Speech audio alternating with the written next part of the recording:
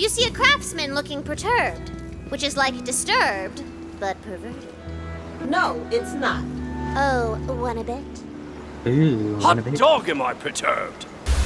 It goes without saying, but first-person shooters where you play with mates and maybe have a beer or two while listening to some sweet tunes is always a great combination. Well, at least for me that is. But imagine, well, what I just said was sort of a D&D styling or theme pasted over the top of Borderlands.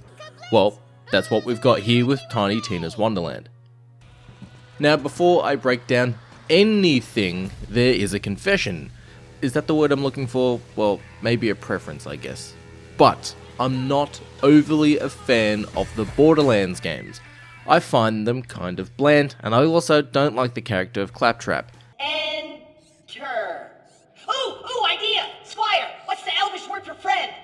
The world is kinda boring, the characters or classes you play as don't draw my attention.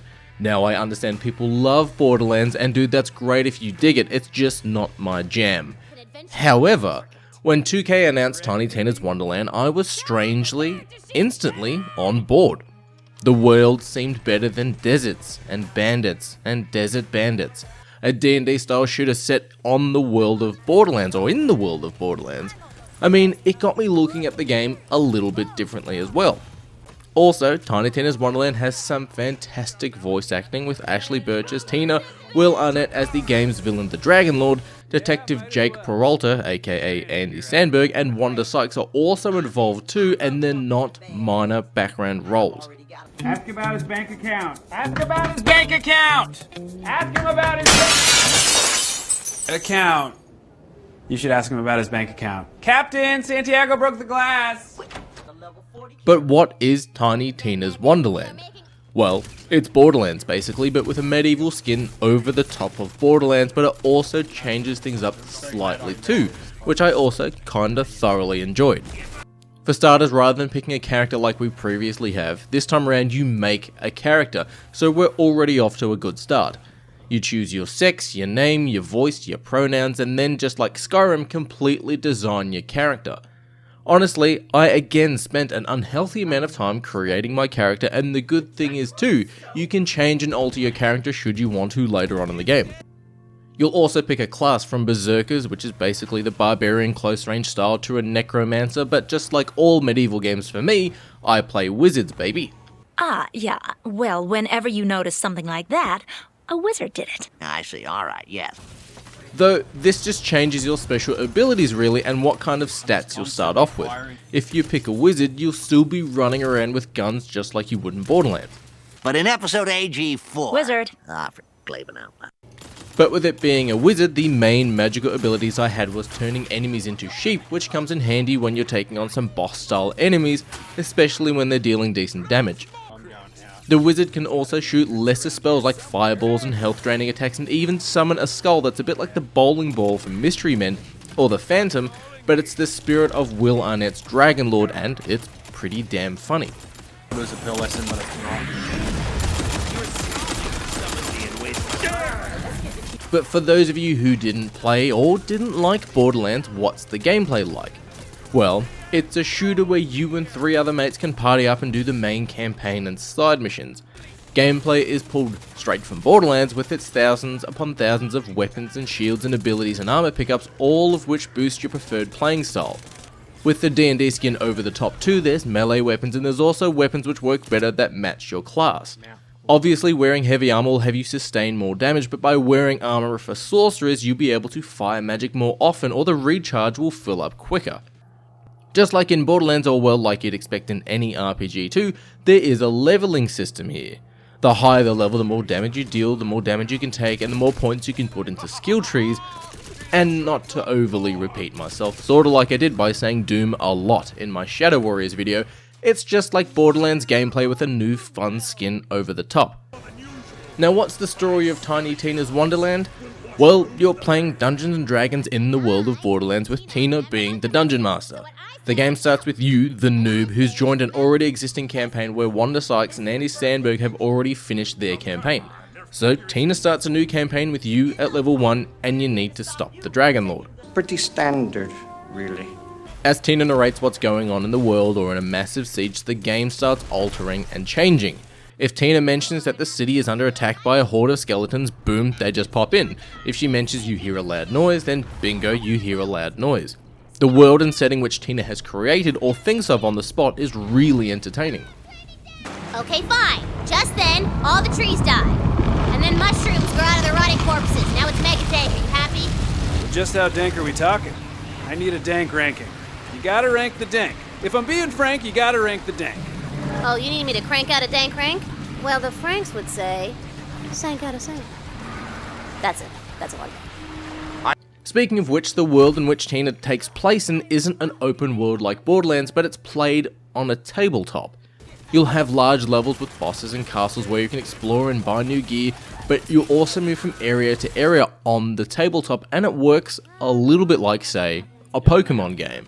There's tall grass where enemies can ambush you, there's puzzles to get around, and basically every area has a 20-sided dice, which will have like rare weapons and gears and some cosmetic items as well.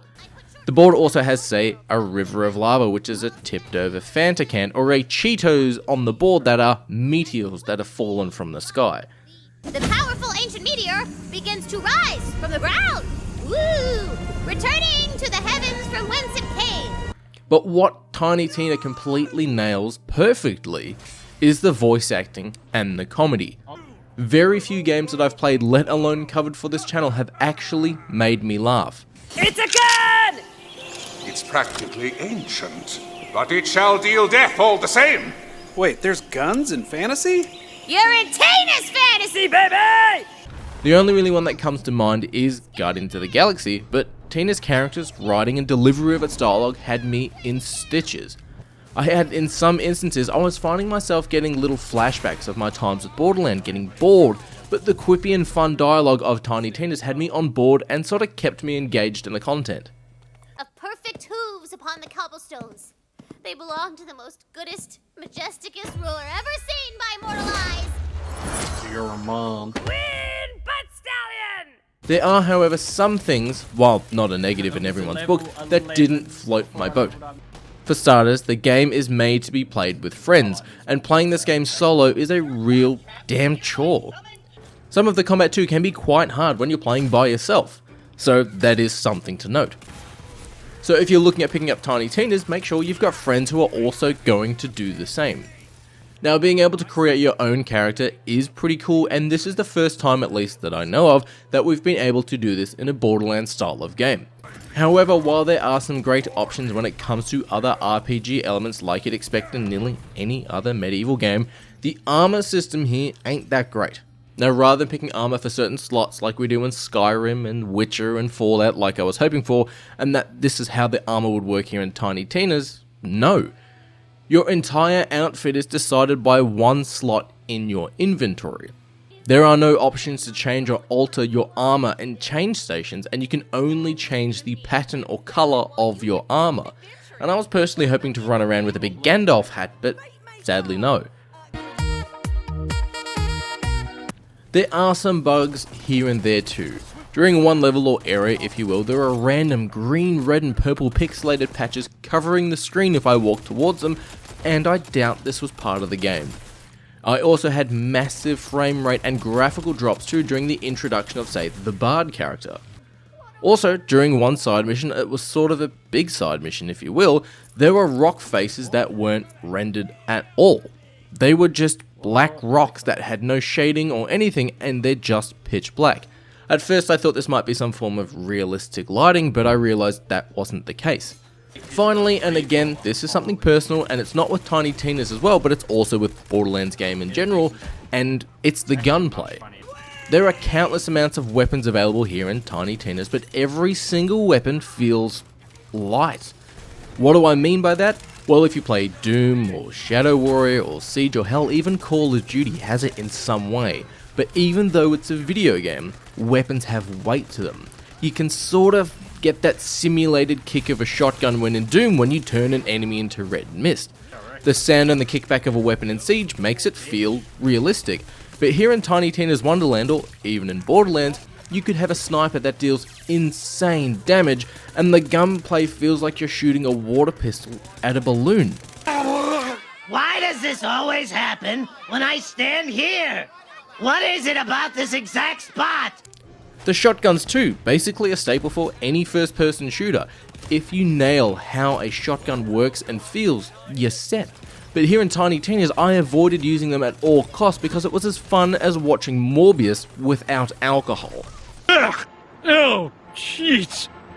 I'll take a crab juice. But when you're playing Tiny Tina with friends and blasting Dream Widow by Foo Fighters while trying to drink your sorrows away, yeah, Tiny Tina's is actually great. The characters, the world, the overboard, the voice acting here is better than anything we've gotten in the past when it comes to the world of Borderlands, again, at least in my opinion. Even the small throwaway lines of dialogue happening in combat had me laughing. That when skeletons die, they donate their body to science, and they ask if science is a real thing in this world. When you summon the Dragon Lord Spirit, he asked, how'd you get this number, and to stop calling him. If you've got a crew of friends who are looking for something new to play together, then yeah, I can definitely recommend Tiny Tina's Wonderland. My mushroom can rip a fat one now and poison shit.